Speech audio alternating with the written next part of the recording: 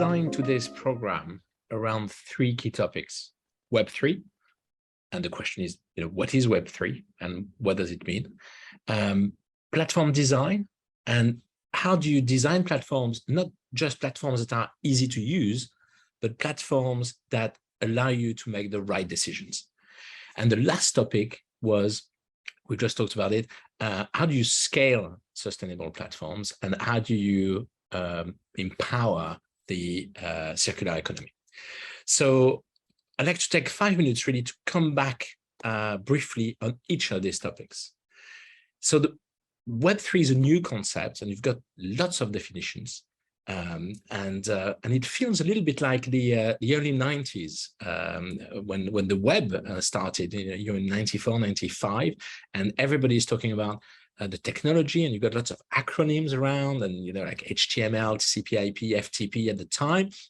And today we're talking about Web3, and it's also emerging, and you've got acronyms like NFTs, non-fungible tokens, and people talk about crypto, and they talk about smart contracts, etc. And these things are very important. They're very exciting. These are the new technologies. These are the new building blocks. But what is really important is to think about how these things are going to be combined in order to enable new business cases, new business models, and new ways of creating value. So you're going to hear about things that we can't do today that are possible in the Web3 world. So people start talking about sort of distributed or decentralized autonomous organizations, DAOs, and how you design governance within these new ecosystems. So it's very interesting to listen to Frederick and his experience, and I look forward to seeing these new business models emerge. Now, it will take time. We see just the premises of this, and one thing we've learned from the past wave is that you don't just flick a switch. So things will coexist. Traditional businesses, existing web platforms, and Web3 innovations will coexist for years to come. And I'm sure it's a topic we'll revisit in the future. Now, the second topic was about customer centricity. We often think about platform design, and we often think about how do we remove friction? How do we make the platform easy to use? And we certainly see that with our clients. But fundamentally, the design goes further. And it was great to hear from Google as well. How do you make sure people not only can use the platform easily, but can make the right decisions? How do you enable the right outcomes? And that requires lots of thinking around choice architecture and using friction in a more strategic way. So when it's a very important decision that you're about to make, and God knows that we buy important things, cars, houses, we even select our life partners with platforms these days. So it's very important to get these decisions right, and adding friction at key points in the decision-making process can be the right thing to do. And in some other cases, you want to remove friction to make it easy. So you really need to think carefully about your choice architecture when you build a platform. There's a great book on the topic from Professor Eric Johnson, who was with us today. So I'm reading it, and it's highly recommended. So if you're interested in choice architecture, The Elements of Choice by Eric Johnson is highly recommended. Now, the third topic was sustainability.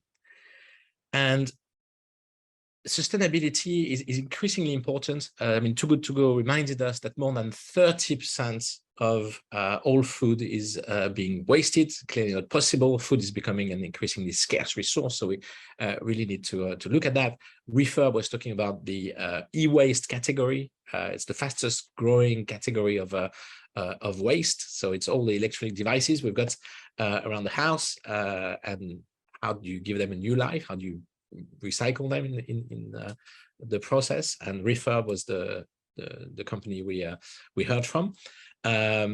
Now, it was very interesting to hear from Marty as well that you don't need to have an ESG investment thesis to actually channel money in these new businesses. This is where talents are going, and this is where the interesting projects tend to be with huge market potential just on financial ground. So it's great to have a holistic view of the impact of these companies, but now smart money is investing in these projects as well. That's certainly our experience at Launchworks, where the vast majority of our projects have got a very strong ESG component. So we increasingly help design these sustainable platforms and ecosystems. So that's it from me. I mean, it's been a great pleasure bringing together practitioners, entrepreneurs, policymakers, academics, investors once again. So thank you to our panelists, our speakers, our moderators. I'd like to thank, of course, also everybody who's been instrumental in putting this event together. So Robin Boots, Arthur Lete, Stephanie Talraldson, I know I'm forgetting a few people. Louise Plantin, of course, who's been scribbling in real time and capturing the essence of the discussions today. So thank you also for joining us today. Thank you all the participants. We've got more than 1,000 people now, member of the Platform Leaders community. I've seen many of you contributing to the chat today. Apologies if we couldn't answer all the questions. But thank you for being active. And basically, I'd like to thank our sponsors as well. We like to keep these events free, so I'd like to thank Google for supporting this event today.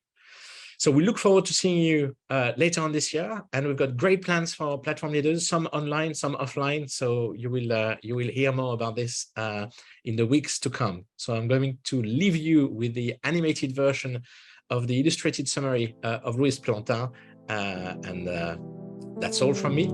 I'll see you soon.